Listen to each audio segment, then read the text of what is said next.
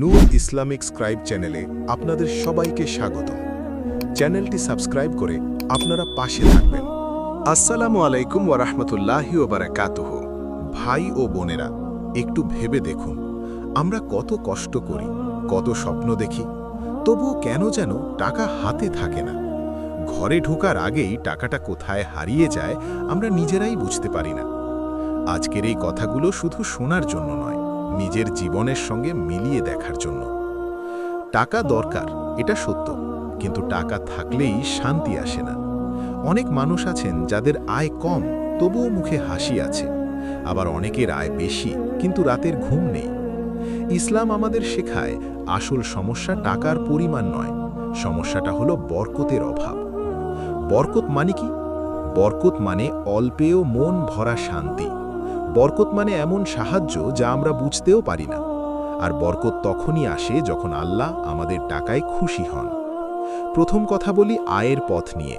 আমরা কিভাবে টাকা রোজগার করছি সেটা খুব গুরুত্বপূর্ণ।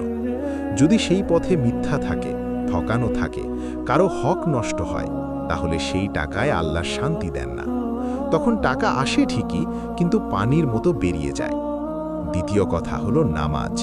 আমরা অনেকেই বলি সময় পাই না, কিন্তু সত্য কথা হলো নামাজ থেকে দূরে গেলে জীবনের সব কিছু এলোমেলো হয়ে যায়।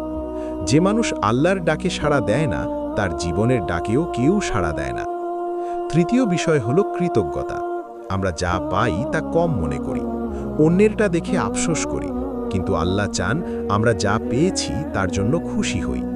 মুখে আলহামদুলিল্লাহ না থাকলে হাতে থাকা জিনিসও ধীরে ধীরে সরে যায়। চতুর্থ বিষয় হলো জাকাত আর দান। অনেকেই ভাবেন দিলে কমে যাবে, কিন্তু আল্লাহ বলেন দিলে তিনি বাড়িয়ে দেন। দান এমন এক চাবি যা বন্ধ দরজাও খুলে দেয়। অনেক সমস্যার সমাধান শুধু দানের মধ্যেই লুকিয়ে থাকে।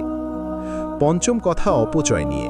আমরা অনেক সময় দরকার নেই এমন জিনিস কিনি শুধু লোক কী বলবে সেটা ভেবে, কিন্তু এই দেখানো জীবন আমাদের ভেতরটা ফাঁকা করে দেয়। ইসলাম সহজ জীবন পছন্দ করে। আরেকটা বড় কারণ হলো ধৈর্য না রাখা।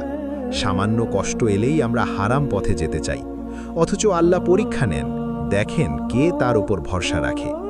ধৈর্য ধরে থাকলে আল্লাহ নিজেই পথ বের করে দেন। দোয়ার কথা ভুলে গেলে চলবে না। আমরা মানুষের কাছে চাই, কিন্তু আল্লাহর কাছে চাই না, অথচ তিনিই সব দরজার মালিক। রাতের অল্প কিছু সময় যদি চোখের পানি নিয়ে তার কাছে চাই, তিনি কখনো ফিরিয়ে দেন না। তাওয়াক্কুল মানে হাত গুটিয়ে বসে থাকা নয়, চেষ্টা করব, কিন্তু মনে রাখব ফল আল্লাহর হাতে। যখন এই বিশ্বাস আসে তখন টেনশন কমে যায়, জীবন হালকা হয়। ভাই ও বোনেরা, টাকা না টেকা কোনো অভিশাপ নয়, এটা আমাদের জন্য আল্লাহর দেওয়া একটা সতর্কতা। তিনি আমাদের কাছে ফিরিয়ে নিতে চান, তিনি চান আমরা ঠিক পথে চলি।